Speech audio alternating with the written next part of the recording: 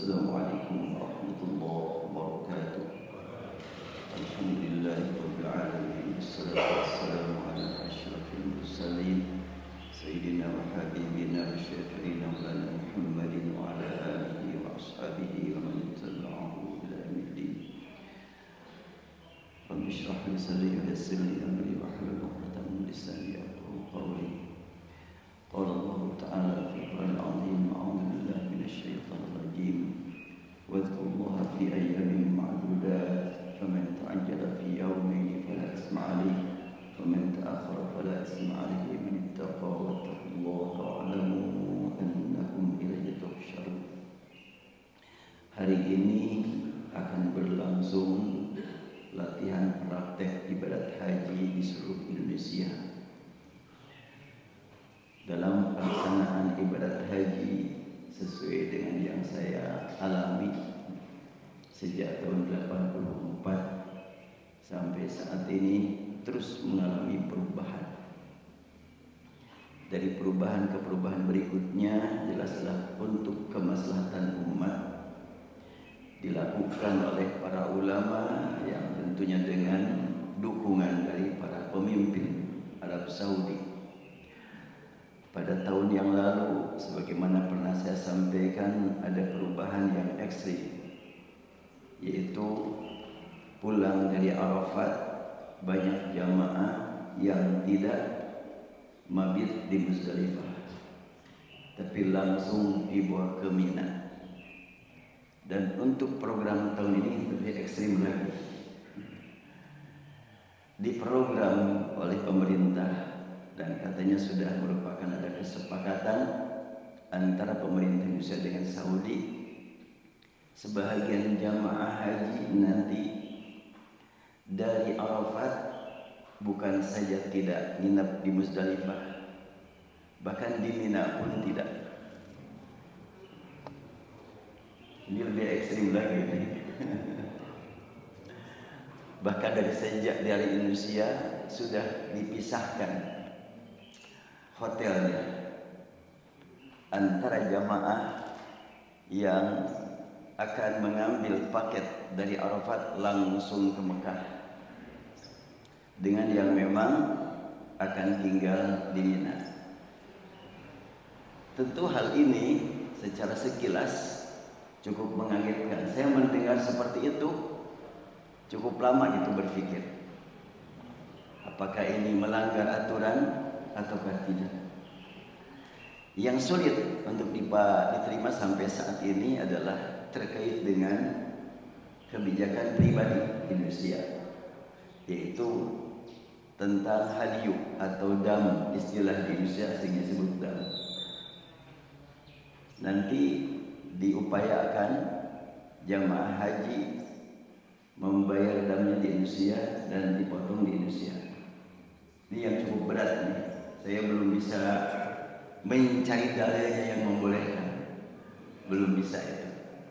Tetapi kalau sekiranya tadi berbicara tentang dari Arafat langsung ke Mina pada tahun yang lalu yang disebut dengan sistem murur, bisa dipahami dari surat Al-Baqarah ayat 199. Belum muncul ya?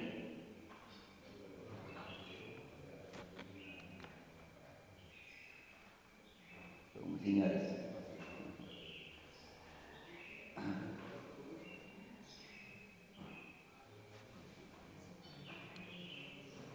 Ya, surat Al-Baqarah ayat 199 Allah berfirman, bukan, surat Al-Baqarah ayat 198. Fa idza afadtum min arafatin fadhkurullaha indal masyaril haram. Apabila kamu selesai ibadah wukuf di Arafat, maka berzikirlah di Masyaril Haram. Masyaril Haram adalah Muzdalifah. Berzikir, dan berzikir bisa 1 menit, 1 jam, 1 malam, tidak dibatasi waktu. Tapi jelas semua orang yang selesai ibadah wukuf pasti melewati Muzdalifah. Entah langsung ke Mekah atau tinggal di Muzdalifah atau langsung ke Mina, pasti lewat Muzdalifah. Sehingga ayat ini tidak dilanggar. Apabila selesai wukuf di Arafat, berzikirlah di Masjidil Haram, dan Al-Masjidil Haram nama masjid di Muzdalifah. Artinya Masjidil Haram adalah Muzdalifah. Sehingga saya dapat memahami sistem yang dilakukan pada tahun yang lalu. Jamaah haji dibagi dua, ada yang bermalam di Muzdalifah, ada yang lewat saja. Walaupun ketetapan ini sangat bertentangan dengan fikih ulama yang sudah tertulis dalam sekian banyak kitab fikih manasik. Sejak zaman dahulu, mabit di Muzdalifah adalah wajib. Itu kalimatnya wajib, itu sepakat para ulama. Tapi kita yakini betul bahwa kata wajib, haram, sunnah, makruh, mandu, mustahab itu pembagian hukum dari para ulama, bukan dari Al-Quran. Kalau Al-Quran ada perintah, ada larangan, sudah gitu aja. Yang tidak diperintah, yang tidak dilarang, kembalikan kepada akal masing-masing. Ada perintah, laksanakan. Ada larangan, jauhi. Tidak ada perintahnya, tidak ada larangan, silakan lihat manfaat dan maslahatnya dan mafsadatnya. Makanya surat Al-Hasyr menyebutkan, wa ma atakumur rasulu fakhudhu wa ma nahakum anhu fantahu. Apa yang diajarkan Rasul, ambil. Dan apa yang dilarang, jauhi. Itu saja perintah dari Al-Quran. Adapun pembagian hukum, ini wajib, ini rukun, ini syarat, ini sunnah, itu dari para ulama. Sehingga kalau terjadi perbedaan antara para ulama pada zaman yang sama, sah-sah saja. Apalagi perbedaan antara ulama yang berbeda zaman. Sangat wajar, sangat dipahami. Sekarang ini berbeda zaman. Para penulis dari kalangan para ulama terdahulu menetapkan bahwa perjalanan ibadah haji, nah ini buat yang belum haji, meningkatkan rindu haji, insya Allah tercatat di hadapan Allah kerinduan beribadah. Bagi yang sudah haji, mengenang masa lalu. Bagi yang akan berangkat saat ini, saya harus menjelaskan. Sekiranya di antara bapak dan ibu atau yang di sini hadir ataupun yang di luar akan berangkat tahun ini dan termasuk yang tercatat di kalangan pemerintah yang akan diberangkatkan dari Arafat langsung ke Mekah, tidak mabit dulu di Muzdalifah, tidak mabit dulu di Mina. Ini cukup ekstrim soalnya ini. Tapi harus kita gali, harus kita kaji. Bagaimana kata Al-Quran dan kata hadis Rasulullah. Ya baik, sudah kelihatan ayatnya. فَإِذَا أَفَضْتُمْ مِنْ عَرَفَاتٍ. Apabila sudah selesai ibadah di Arafat, di Arafat tulisannya pakai ta ya.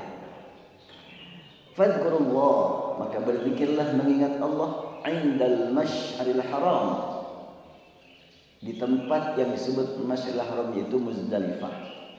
Dan ini tidak bisa dirubah ini, karena sampai saat ini masjid yang ada di Muzdalifah diberi nama Masjid Al-Masy'aril Haram. Jadi ada Masjid Nabawi di Madinah, Masjidil Haram di Mekah, Masjid Khaif di Mina, Masjid Namirah di Arafat, dan Masjid Masy'aril Haram di Muzdalifah. Nama masjid. Wadhkuruhu kama hadakum wa in kuntum min qablihi laminadh dhalin. Nah ini jelas ketika saya ingin meyakinkan jamaah yang sangat repot, lansia, dan dianjurkan oleh ketua kloter berlandaskan perintah dari maktab, tolong yang lansia jangan dipaksakan untuk nginep di Muzdalifah. Memang cukup berat. Di Muzdalifah cukup berat buat yang lansia. Maka sudah, saya tanya bapak-bapak yang repot, ini ada paket seperti ini, dalilnya apa? Saya baca dalilnya. Tidak masalah, tidak tidur di Muzdalifah, yang penting zikir.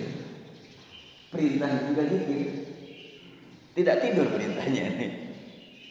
Kenapa kok muncul ketetapan dari para ulama wajib mabit atau nginap di Muzdalifah? ketetapan wajib tersebut berlandaskan pemahaman para ulama terhadap praktik Rasul. Yang waktu itu beliau dari Arafat, meninggalkan Arafat ba'da maghrib, tidak sholat maghrib di Arafat tapi sholat maghrib di Muzdalifah dan sholat isya di Muzdalifah, dan beliau istirahat sampai subuh. Selesai sholat subuh baru beliau persiapan berangkat menuju Mina. Nah, itu dijadikan pegangan oleh para ulama, wajib bermalam di Muzdalifah. Minimal yang diistilahkan mereka mu'awwamul lail, kebanyakan waktu malam 10, tanggal 9 malam 10 ada di Muzdalifah. Entah dari sejak ba'da maghrib sampai subuh, itu praktik Rasul, atau kalau sekiranya 10 jam dalam satu malam, minimal lah 5 jam lewat 1 menit gitu. Yang penting lebih banyak. Tapi prakteknya kan nggak bisa juga begitu. Belakangan tentunya nunggu giliran dijemput oleh bis. Ada yang cuma 1 jam di Muzdalifah, tapi masih ditetapkan jangan meninggalkan Muzdalifah sebelum tengah malam. Itu ketetapan sudah sekian lama dilaksanakan oleh para pembimbing jamaah haji dalam mengarahkan para jamaah. Tapi tahun lalu berangkat dari Arafat ba'da maghrib langsung dibawa ke Mina, cuma lewat saja ke Muzdalifah, sehingga sebelum tengah malam jamaah sudah banyak yang di Mina. Itu bagaimana? Saya sampaikan ayat ini. Yang penting lewat Muzdalifah sempat mengungkapkan kalimat la ilaha illallah di Muzdalifah, insyaallah tidak dilanggar ayat ini. Sekarang lebih ekstrim lagi soalnya. Jadi dari Arafat lewat Muzdalifah langsung menuju Mekah. Oh, ini lebih hebat lagi. Harus bagaimana ini? Ya, kemarin itu istri saya kan sebagai ketua KBIH,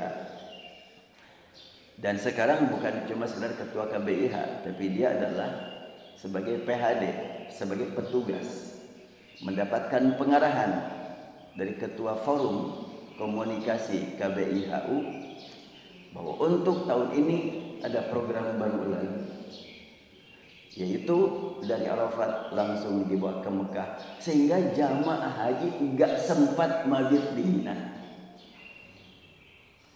Sebelumnya tidak jelas, apalagi jangankan sebelumnya, sesudah dari Arafat saja tidak ke Mina, apalagi sebelum.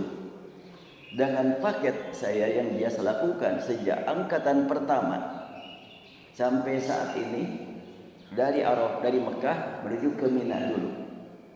Bermalam di Mina tanggal 8 malam 9. Kemudian 9 pagi berangkat menuju Arafat. Karena praktik Rasul begitu. Rasulullah pada waktu wukuf hari Jumat, hari Kamis itu di Muzdalifah. Hari Kamis di Muzdalifah, hari Jumat di Arafat, hari Sabtu di Mina. Itu praktik Rasul. Karena pada waktu itu wukuf, pas hari wukuf itu hari Jumat. Dan ini juga adalah merupakan pemahaman beredar kalau wukuf pas hari Jumat itu haji akbar. Rasul menyatakan haji akbar bukan pada waktu wukuf, bukan pada waktu hari Jumat, tapi pada waktu berada di Mina hari Sabtu. Jadi ini jangan sampai pemanya bapak dan ibu yang haji dulu wukufnya tidak hari Jumat, orang mati haji akbar. Siapa bilang? Semua ibadat haji yang ada wukufnya, yang berlangsung pada hari-hari Dzulhijjah, itu haji akbar semuanya juga. Yang bukan haji akbar adalah yang umroh sekarang, itu bukan haji akbar. Tapi disebut haji juga, iya, berdasarkan Al-Quran. Walillahi ala nas hijjul baiti. Wajib atas manusia semata-mata karena Allah menuju Baitullah, haji ke Baitullah. Haji itu ke Baitullah. Jadi selama memang ke Baitullah itu haji namanya. Kalau begitu maka umrah itu haji. Sehingga muncul istilah ada haji kecil. Kenapa ada haji kecil? Karena yang ada wukufnya, yang ada mabitnya, yang ada lempar jumrohnya itu haji akbar namanya. Pada waktu tahun 2013 pas saya membimbing haji dan wukuf di Arafat, hari Jumat saya sampaikan kepada para jamaah di hotel, bukan cuma jamaah yang bersama saya, tapi dari beberapa kloter, karena bagus hotelnya, masjidnya luas. Saya sampaikan, saya biasa subuh ngisi, ya enggak ada yang ngisi, saya ngisi subuh, asar, maghrib, terus ngisi pengajian. Pas saya bahas, kita akan wukuf hari Jumat, dan Rasulullah pada waktu hari Sabtu bertanya kepada para sahabat di Mina, ayu yaumin hadza, ayu baladin hadza, ayu syahrin hadza, bulan apa ini, hari apa ini, negeri apa ini. Biasa para sahabat kalau ditanya, jawaban dengan penuh kerendahan hati, Allah wa Rasul alam, Allah dan Rasul saja yang tahu. Rasul menjawab, inilah hari haji akbar, hadza yaumul hajjil akbar. Rasul menegaskan ini adalah haji akbar pada waktu beliau berada di Mina hari Sabtu. Tapi dipahami enggak begitu kan? Oh, haji akbar hari Jumat wukufnya. Semuanya yang ada wukufnya itu haji akbar. Nah, sekarang kembali kepada masalah. Ketika saya perhatikan dalam ayat-ayat tentang haji, dari mulai surat Al-Baqarah ayat 196, wa atimmul hajja wal umrata lillah, sampai kepada al-hajju asyhurun ma'lumat, sampai kepada fa idza afadtum min arafatin fadhkurullaha 'indal masy'aril haram. Dan dalam surat Ali Imran, walillahi 'alan nasi hajjul bait man istata'a ilaihi sabila. Saya perhatikan nama-nama dalam Al-Quran yang berkaitan dengan praktek ibadat haji. Pertama, Baitullah yang berada di Masjidil Haram. Kedua, Arafat. Ketiga, Masy'aril Haram. Lalu hadis menyebutkan mulai dari mana, yang disebut dengan miqat.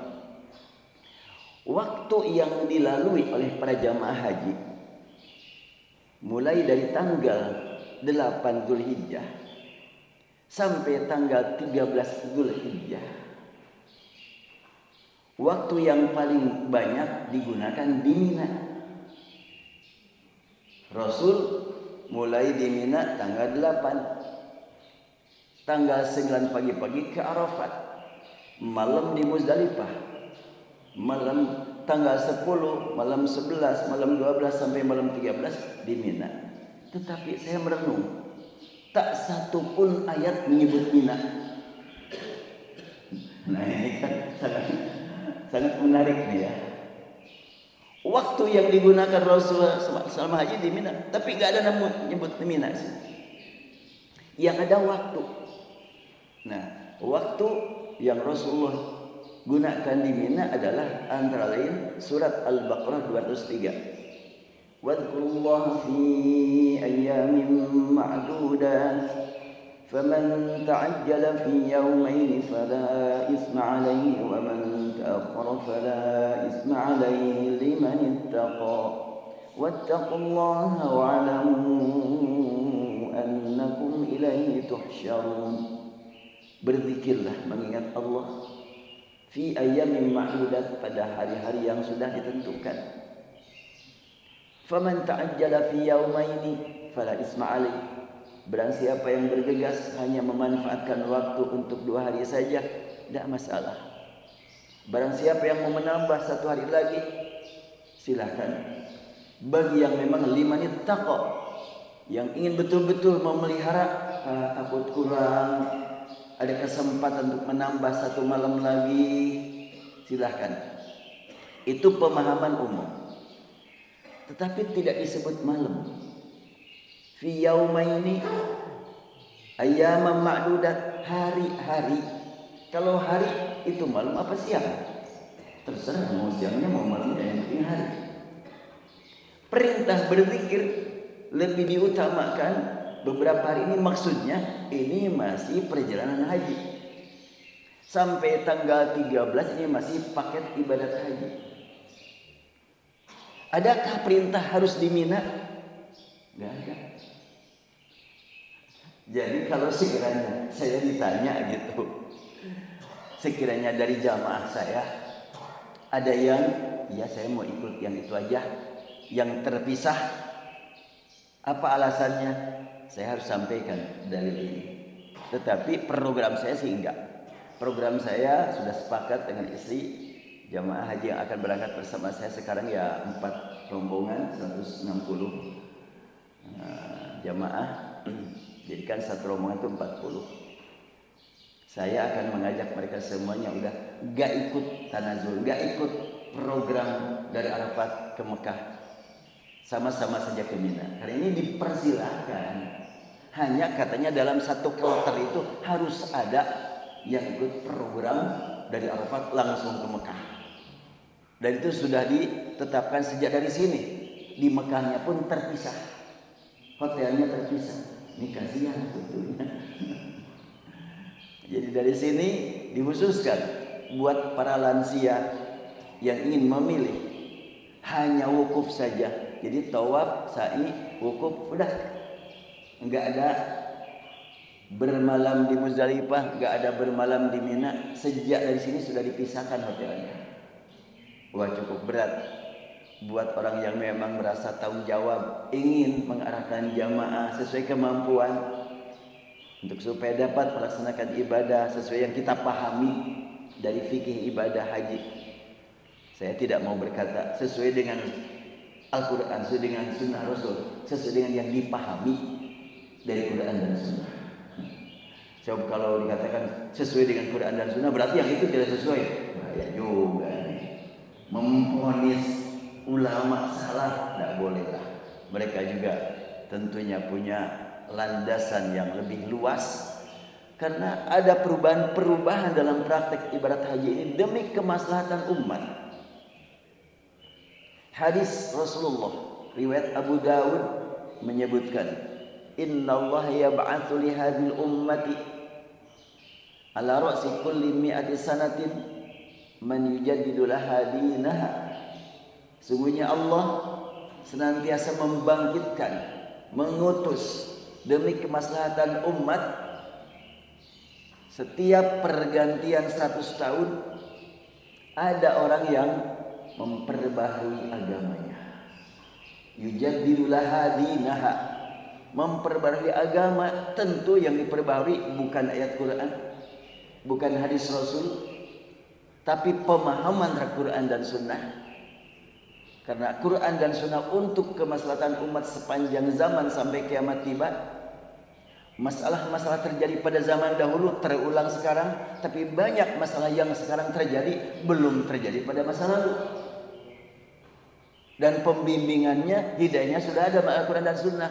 Oleh karena sudah pasti ada, namun belum dibahas oleh ulama dahulu karena belum terjadi, maka kewajiban ulama sekarang menggali. Artinya ada pembaharuan terus dalam memahami Quran dan Sunnah. Nah, antara ini sekarang saya merenung betul nih tentang ayat ini. Ini ayat ini khusus berkaitan dengan pulang dari Arafat. Wadhkurullah fi ayyamin ma'dudat. Mengingatlah kepada Allah pada hari-hari yang sudah terhitung. Bahkan sekian banyak ulama menyebutkan ayyam ma'dudat itu adalah batas akhir haji. Itu tanggal 13 Dzulhijjah. Kalau sudah itu sudah selesai. Tapi saya enggak begitu. Sampai ada yang mengatakan tidak sah katanya tawaf ifadah melewati hari ini. Kalau itu terlalu ekstrim juga sih. Sebab tidak mungkin semua orang dipaksa begitu. Bagi orang yang berhalangan bagaimana? Entah sakit, entah haid, kan enggak mungkin.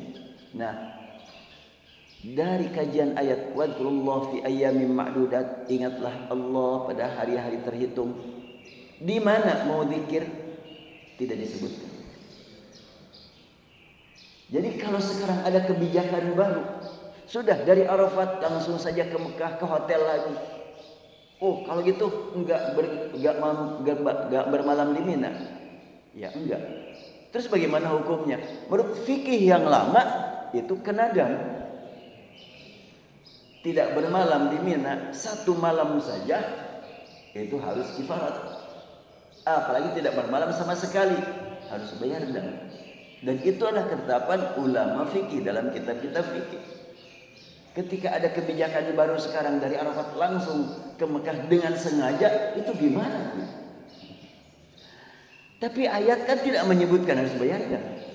Yang berkaitan dengan bayar dam bukan masalah ini, tapi yang berkaitan dengan masalah penyebab melanggar aturan yang sudah dipastikan seperti ini nih. Fa in uhsirtum famastaysara minal haji.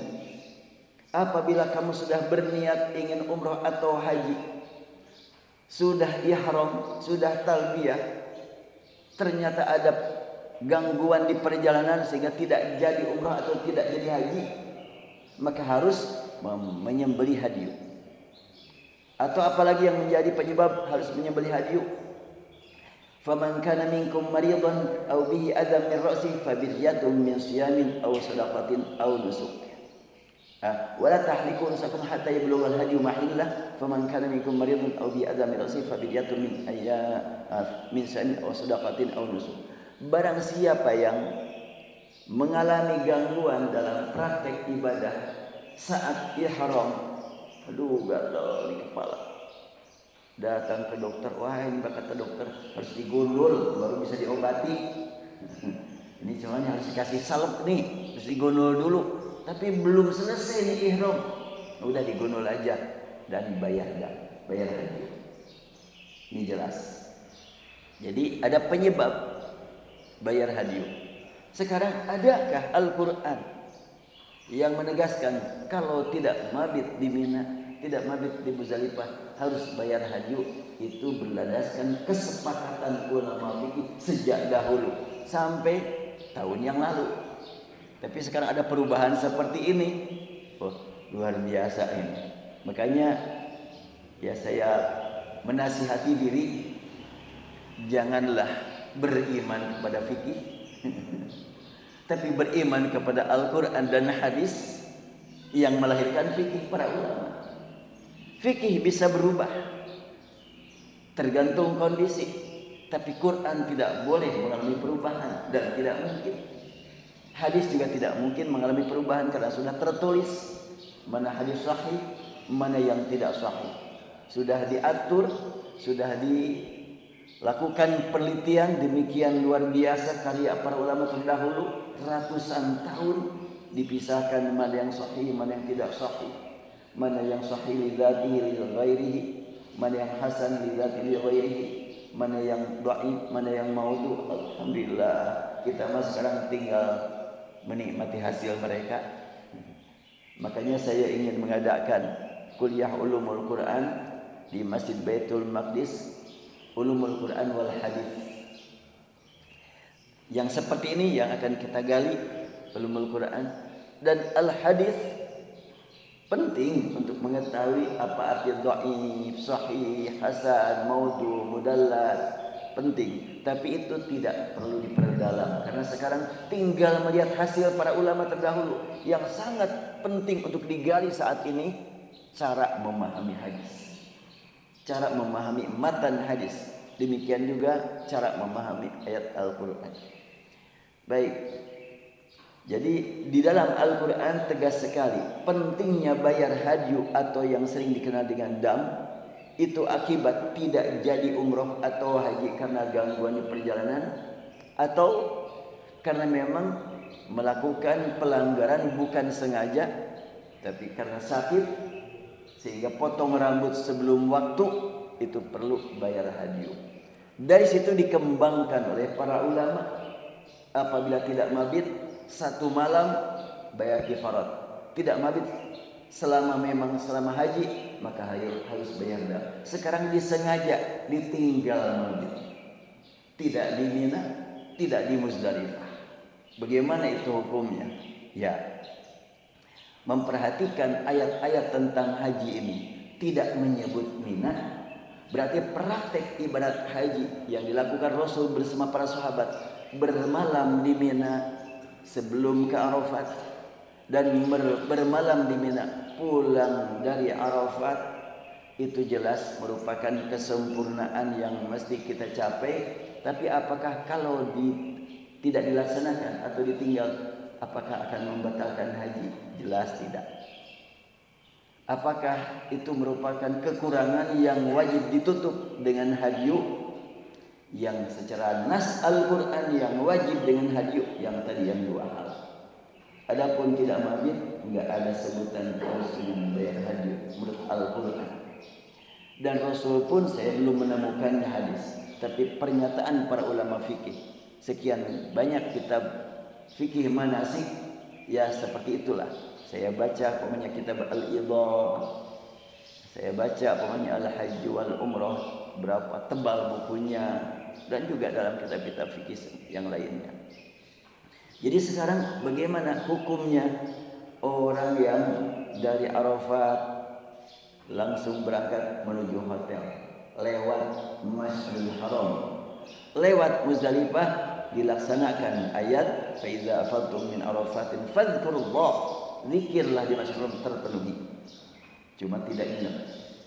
Sekarang tidak ke Mina, langsung saja ke Mekah. Bagaimana? Memang tidak ada perintah secara tekstual langsung harus tinggal di Mina. Terus Rasul itu di Mina bagaimana? Saya pun sudah nulisnya, tapi belum lengkap tulisan saya terkait dengan masalah ini. Ya, modernity. Saya kasih judul nih, modernity ibadat haji. Ini dalam buku berjudul ya pembaharuan memahami agama. Para ulama di Mekah dan Madinah sangat rajin mengingatkan umat agar tidak melakukan bid'ah. Hal ini dapat dipahami karena kemampuan umat dalam memahami Al-Quran dan Sunnah sangat terbatas. Karena itu jangan dibiarkan membuat yang baru-baru tanpa ilmu. Namun demikian tidak berarti bahwa membuat yang baru dalam urusan agama dilarang secara mutlak. Terbukti dalam praktek ibadat haji dan umroh banyak sekali pembaharuan yang terbukti sangat diperlukan dan berguna bagi para tamu Allah. Pembaharuan ini berlangsung dilakukan terus-menerus untuk memenuhi keperluan yang sesuai dengan kondisi para jamaah karena jumlah mereka semakin meningkat. Menurut tinjauan makna umum bahwa semua gagasan yang baru tanpa contoh sebelumnya adalah bid'ah. Jelas itu ya. Gagasan baru tanpa contoh itu bid'ah artinya. Ibtida'ah itu membuat yang baru. Hal ini dilakukan untuk kepentingan umat, terutama para tamu Allah dan Rasulullah yang berdatangan ke tanah suci hanya dengan bekal iman. Kebanyakan dari mereka tidak mampu berkomunikasi sering dengan bahasa daerah masing-masing. Banyak saya temukan dari Indonesia tersesat di perjalanan, ditanya, ya kita ngomong pakai bahasa Indonesia, dia ngomong pakai bahasa daerah dia, gak ngerti juga kita. Demikian pula dari Jawa Barat banyak orang yang tidak ngerti bahasa Indonesia, hanya bahasa Sunda saja. Itu bagaimana caranya? Tentu kan membuat para pelayan jamaah haji nasional dan internasional berpikir jauh harus bagaimana supaya mereka dapat melaksanakan ibadah dengan benar. Penulis, ya saya maksudnya termasuk yang menyaksikan banyak pembaharuan dalam ibadah haji. Pembaharuan ya. Di antaranya pada tahun 1980-an Jumrah Aqabah berbentuk tiang dilempari dari satu arah. Tiang aja kan, dilempar dari satu arah, tidak boleh dari semua arah. Kecuali Jumrah Ula dan Wusta itu dari semua arah. Jumrah Aqabah itu dari satu arah saja. Dan itu banyak sekali yang celaka karena begitu padatnya. Sehingga praktek ibadah melempar jumrah tanggal 10 Dzulhijjah benar-benar perjuangan yang sangat berat hingga biasa menelan korban meninggal dengan jumlah yang sangat banyak. Pada pertengahan tahun 90-an, jumrah tersebut berubah bentuk yang dapat dilempar dari semua arah. Sehingga pelaksanaan lempar jumrah tanggal 10 Dzulhijjah relatif agak ringan. Namun masih perlu perjuangan. Semuanya jamaah melempar jumrah Aqabah berbentuk tiang dari satu arah. Lalu ini perubahan ya. Semula melempar dari satu arah, lalu aturan diperbaharui hingga rangkaian ibadah lempar jumrah dapat dilaksanakan dari semua arah. pada saat ini semua jumroh masih berbentuk tiang. Pada saat itu maksudnya ya. Dan sekarang bagaimana? Semua jumroh yaitu ula, wusta dan aqabah tidak lagi berbentuk tiang. Akan tetapi berubah menjadi dinding yang lebar dan panjang hingga para jamaah merasa bebas melempar tanpa mengalami kesulitan. Semakin jumlahnya banyak kok malah semakin ringan gitu. Ini adalah sebetulnya pembaharuan yang disebut dalam bahasa hadisnya bidah.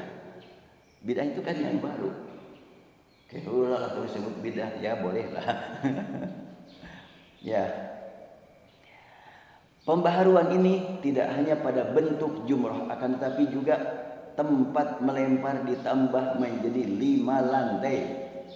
Ya, tahun 84 saya waktu pertama kali ya baru 2 lantai. Dan di situ di sekitar itu banyak yang tidur. Di sekitar Jamarat itu. Begitulah dulu Rasulullah nginep selama berada di Mina itu dekat jumroh itu. Karena beliau khutbah mabit di Masjidil Khaif. Masjidil Khaif itu cuma berapa ratus meter lah gitu ke Jamarat. Beberapa puluh meter lah, bukan ratusan lagi. Beberapa puluh meter lah gitu, dekat sekali. Dengan semakin banyaknya para tamu Allah yang berkunjung ke tanah suci Makkah, semakin sering pula terjadi pembaharuan fasilitas dan tata cara penggunaannya. Pembaharuan ini tidak hanya berhubungan dengan tempat, akan tapi termasuk pembaharuan dalam masalah rangkaian ibadah.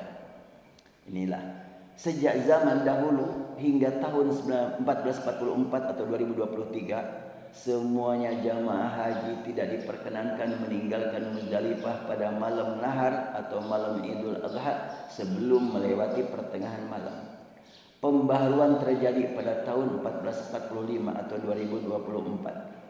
Keluar ketetapan adanya program murur pelaksanaan haji adalah para jamaah seusai wukuf di Arafat diperkenankan untuk keluar ba'da maghrib meninggalkan Arafat langsung menuju Mina tanpa berhenti di Muzdalifah. Ini adalah salah satu bukti adanya pembaharuan dalam agama yang sempat membingungkan, yang sempat membuat para pembimbing ibadah kesulitan atau mengalami kebingungan untuk menerimanya. Mereka kebingungan menerima dan kesulitan mencari kalimat yang tepat untuk disampaikan kepada para jamaah. Kebingungan ini dapat dikategorikan sebagai dhalalah. Kullu bid'atin dhalalah. Al-hadis tidak salah kan? Pasti benar. Setiap bid'ah adalah dhalalah. Jelas. Ini dhalalah itu bingung, itu dhalalah ya. Ya jelas. Saya bahkan waktu rapat di Bandung, wah kita mah nggak mau nerima. Ini nggak benar nih. Tapi ternyata sampai di sana kita tetap harus menyampaikan kepada para jamaah. Memang sempat kebingungan, tapi saya ambil dari Al-Quran, enggak melanggar, sebab di Muzdalifah perintahnya zikir, bukan bermalam sampai subuh, zikir saja. Itu menurut Al-Quran. Mengapa hal ini mengakibatkan kebingungan? Karena kebijakan ini benar-benar baru yang disebut muhdatsah. Kata Al-Quran kan gitu, wa kullu muhdatsatin bid'ah wa syarrul umur muhdatsatuha. Ini juga saya tulis buku ini adalah pembaharuan memahami Quran dan hadis. Baru dan belum pernah ada contoh sebelumnya yang disebut bid'ah. Kini terbukti bahwa setiap bid'ah adalah dhalalah, jelas. Mengapa disebut dhalalah? Karena tidak mudah untuk memperbarui makna ayat yang berbunyi fa idza afadtum min arafatin fadhkurullah indal masyaril haram. Apabila sudah selesai wukuf di Arafat, maka berzikirlah di Masjidil Haram. Ini jelas, berzikir perintahnya. Masjidil Haram adalah nama lain untuk Muzdalifah. Hingga saat ini lafaz Masjidil Haram masih tertulis di Masjid Muzdalifah. Artinya para jamaah haji diperintah untuk beribadah di sini. Rasulullah bermalam di Muzdalifah untuk berzikir hingga tiba waktu subuh dan beliau mengerjakan sholat subuh di Muzdalifah. Peristiwa pembaharuan berupa murur lewat saja ini diumumkan kepada para jamaah haji yang datang dari seluruh dunia, bukan cuma Indonesia nih. Sistem murur yang dulu itu untuk seluruh dunia. Tapi katanya untuk langsung ke Mina ini dari Arafat, saya dengar-dengar ini khusus Indonesia ini. Tapi disetujui oleh pemerintah Saudi. Tentu tidak mungkin pemerintah Saudi menyetujui kalau tidak punya dalil yang bisa mendukung. Peristiwa pembaharuan berupa murur ya diumumkan. Adanya kebijakan baru ini telah mengurangi beban atau kesulitan yang dialami jamaah tahun sebelumnya. Pada tahun 2023 kan banyak korban di Muzdalifah. Tergeletak di sana, ditutup kain ihram karena sudah wafat. Habis mereka tidak terangkat dari Muzdalifah ke Mina pada malam atau pada subuh. Sampai zuhur masih banyak yang di Muzdalifah tanggal 10. Yang lain sudah pada melempar, ini masih banyak. Dan di sana tidak ada tenda, tidak ada minuman lagi, apalagi makanan. Udah, mereka banyak meninggal. Maka kebijakan tahun berikutnya sudah yang lemah-lemah dibawa langsung ke Mina, aman dari ancaman maut di Muzdalifah. Bukan ancaman maut pada waktunya, itu mah tidak mungkin diamankan ya. Karena sudah dijadwalkan oleh Allah. Cuma tidak di Muzdalifah, tergeletak di sana kan gitu. Ya, itu kenapa terjadi? Karena kemacetan perjalanan haji relatif dapat diatasi. Sementara pada tahun sebelumnya banyak jemaah tergeletak di Muzdalifah tidak tertolong hingga menghembuskan nafas terakhir sebelum ke Mina. Pembaharuan ini termasuk pembaharuan bersifat internasional yang sangat bermanfaat bagi umat secara keseluruhan. Dan yang korban pada waktu tahun 2023 di samping dari Indonesia, dari Mesir banyak yang meninggal di sana. Pada tahun 1446 sekarang ini atau 2025 sistem murur diperbaharui lagi dengan diubah menjadi sistem tanazul. Artinya apa tanazul itu? Memisahkan diri dari paket yang biasa dilakukan. Bagaimana praktiknya? Seusai wukuf di Arafat, para jemaah dipersilakan menentukan pilihan apakah mau ke Muzdalifah, kemudian keesokan harinya menuju Mina atau langsung menuju hotel di Mekah. Sistem ini bukan hanya meninggalkan mabit di Muzdalifah, akan tapi juga meninggalkan mabit di Mina. Ini luar biasa ini. Sehingga semua rangkaian ibadat haji yang berkaitan dengan mabit dilewat. Sistem ini benar-benar merupakan pembaharuan yang ekstrim ini. Semua ulama terdahulu menyatakan bahwa mabit di Muzdalifah dan di Mina adalah termasuk rangkaian ibadah haji yang hukumnya adalah wajib. Meninggalkan satu kewajiban haji termasuk pelanggaran yang mesti ditebus dengan membayar dam, yaitu menyembelih seekor kambing. Mengapa muncul ide pembaharuan ini? Apakah ketetapan wajib mabit itu dari Al-Quran atau dari sabda Rasul? Nah, ini yang saya angkat. Atau hasil ijma, konsensus ulama pada zamannya. Mari kita perhatikan teks dari Al-Quran dan hadis. Wadhkurullaha fi ayyamin ma'dudat. Berzikirlah kepada Allah pada hari-hari yang telah ditentukan jumlahnya. Faman ta'ajjala fi yawmaini fala isma 'alaihi. Siapa yang mempercepat meninggalkan Mina setelah 2 hari, tidak ada dosa baginya. Ini kalimat meninggalkan Mina tambahan dari ulama. Di Qur'annya enggak ada kalimat Mina. Tapi terjemahan, barang siapa ingin mempercepat meninggalkan Mina setelah 2 hari. Jadi sebenarnya apa? Faman ta'ajjala fi yawmain. Jadi insyaallah nanti kalau masih ada waktu. Tapi saya memang terburu-buru ini, harus langsung menuju tempat praktik nih. Jadi sekarang belum bisa saya buka tanya jawab ya. Selesai saya langsung mau berangkat ke sana. Baik, saya selesaikan dulu bahasan. Tidak ada dosa baginya bagi yang memang mau 2 hari saja. Siapa yang mengakhirinya tidak ada dosa baginya.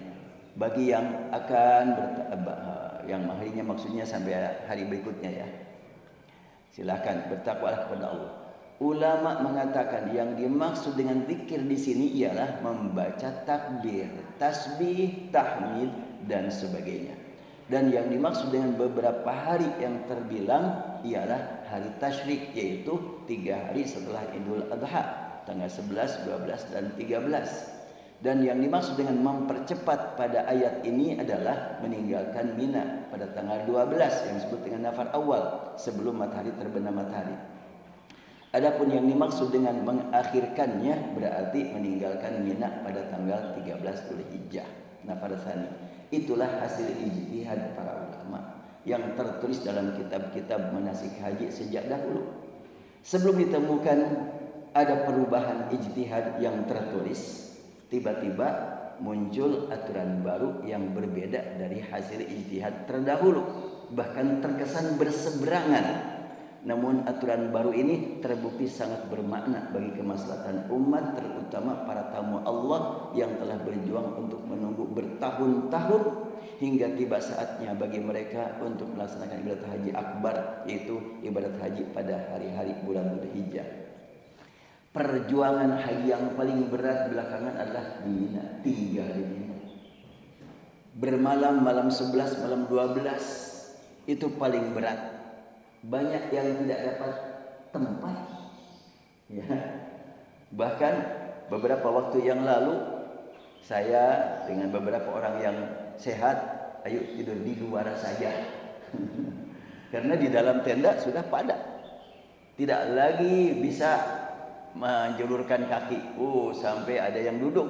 Bahkan ada pemuda haji yang dia itu menggantikan orang tuanya yang wafat.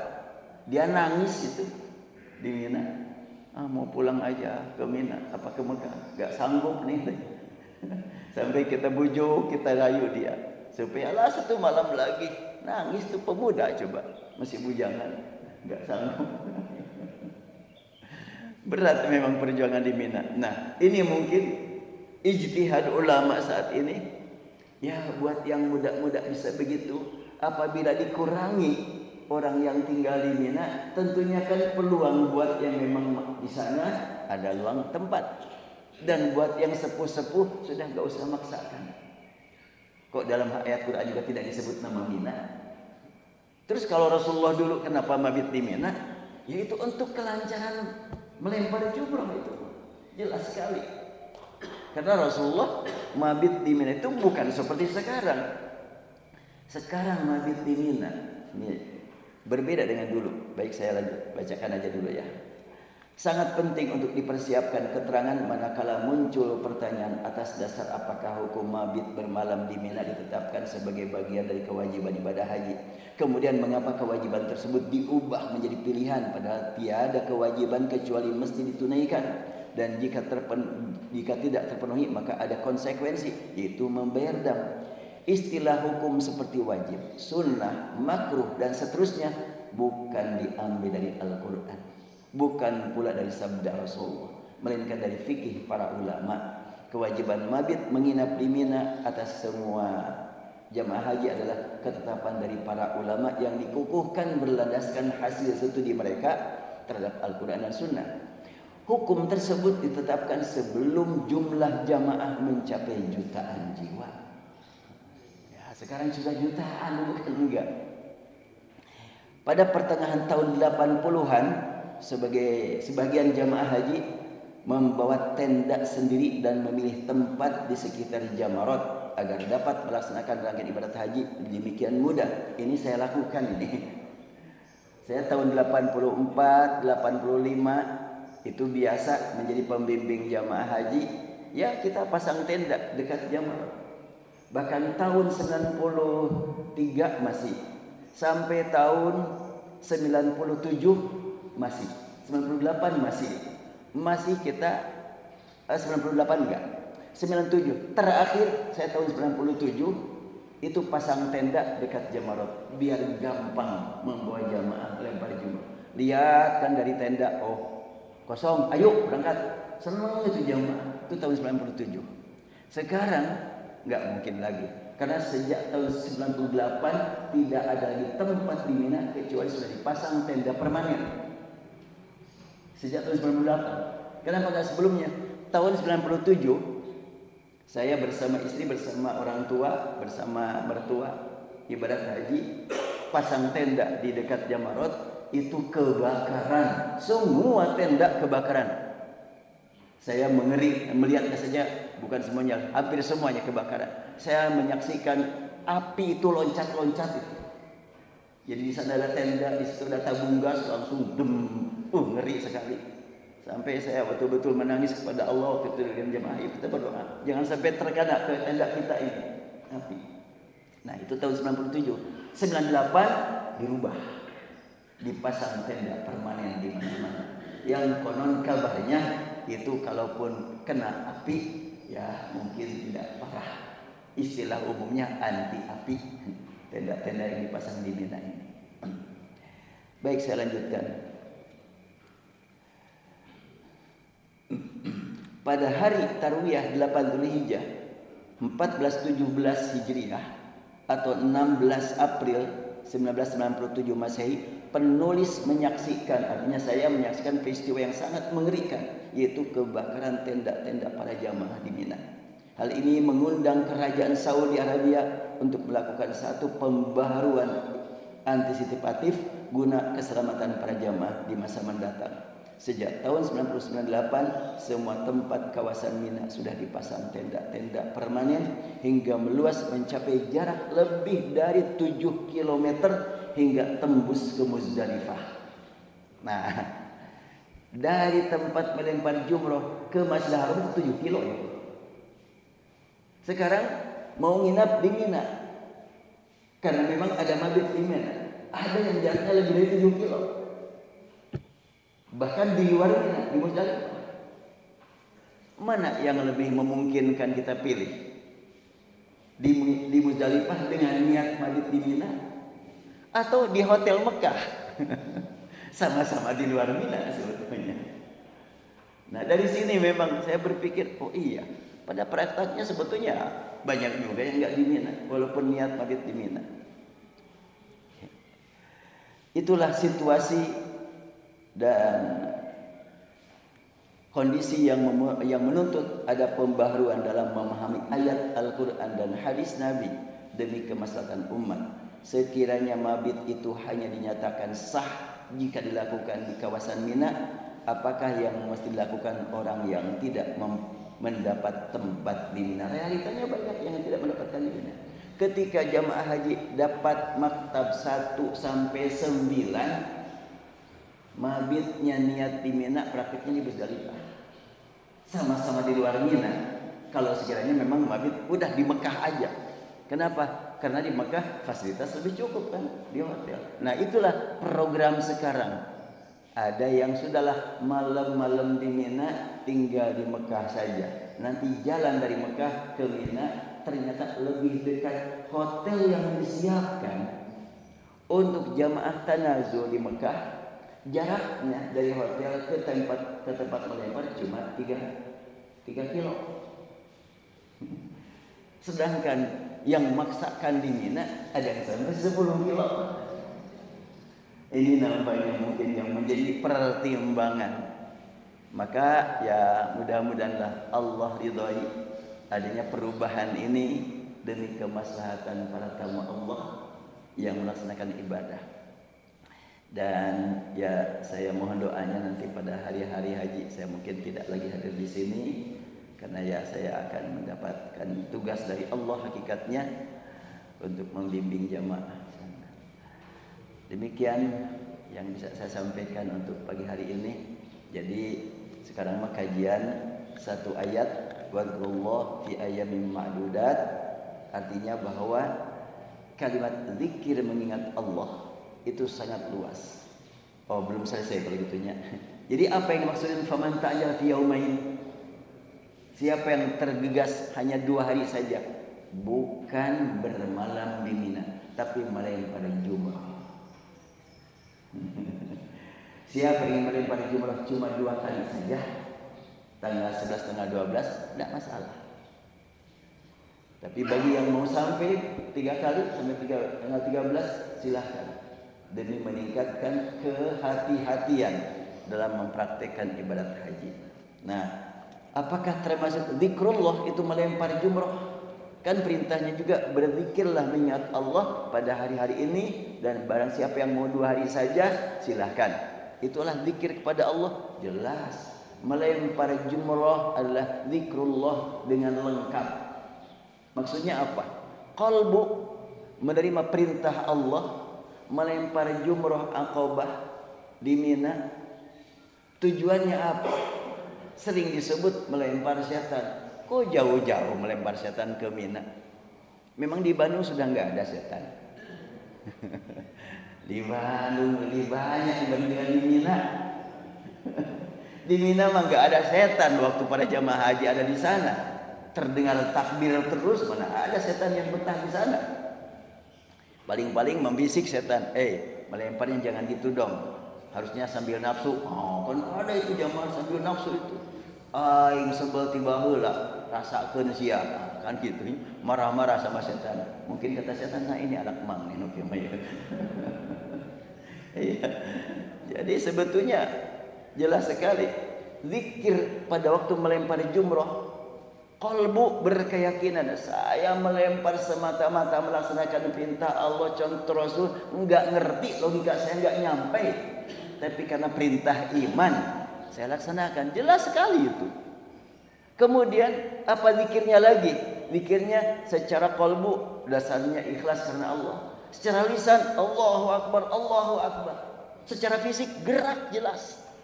Jadi ini zikir yang paling lengkap sebetulnya melempar jumrah itu. Makanya wadhkurullah fi ayyamin ma'dudat terlaksana walaupun malamnya di Mekah. Sebab zikir itulah hari-hari bukan malam-malam. Yang namanya hari bisa siang, bisa pagi, bisa sore. Jadi tidak terlanggar, tidak dilanggar kalimat faman ta'ajjala fi yaumin. Yang penting melempar jumrah pada hari ke-11 atau ke-12 Zulhijjah, setelah itu selesai. Wallahu alam. Semoga bermakna, bermanfaat kajian ayat tentang haji ini, dan insya Allah kalau sekiranya nanti bulan Mei saya belum berangkat, hari kedua insya Allah hadir lagi. Mungkin nanti mah kita gali surat Al-Kautsar berkaitan dengan kurban. Karena sebentar lagi kurban ya. Insya Allah surat Al-Kautsar kita gali. Baik, kita akhiri. Subhanakallahumma bihamdik nasyhadu an la ilaha illa anta nastaghfiruka wa natubu ilaika rabbana 'alaika tawakkalna wa ilaika anabna wa ilaikal masir. Ya Allah ya Rabbana ya Tuhan kami, telah Engkau berikan kepada kami kesempatan ibadah saum bulan Ramadan, dan hanya Engkau yang Maha tahu kualitas ibadah kami.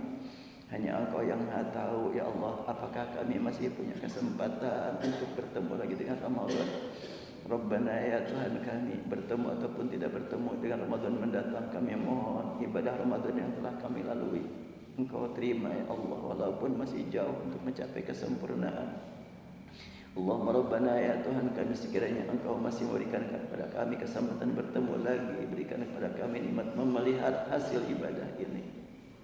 Rabbana, masa-masa lalu kami tidak mampu menjaga hasil ibadah Ramadan, sehingga kembali lagi kepada kekotoran menghadapi Ramadan. Kami mohon untuk tahun ini ya Allah, Engkau berikan kepada kami nikmat menjaga hasil ibadah, menjauh dari tuntutan hawa nafsu syaitani, mampu menjauhi yang dilarang, yang tidak dilarang pun mampu kami jauhi selama ibadah saum.